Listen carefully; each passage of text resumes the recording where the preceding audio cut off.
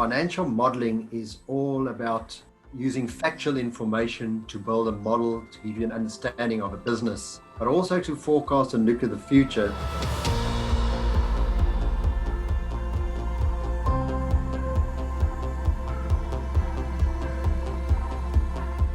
A business without financial modeling is essentially being run blindly and on emotion and going into the future without any map. So financial modeling allows you to model your business, to understand it a lot better, and to base your decisions on proper information and on real facts.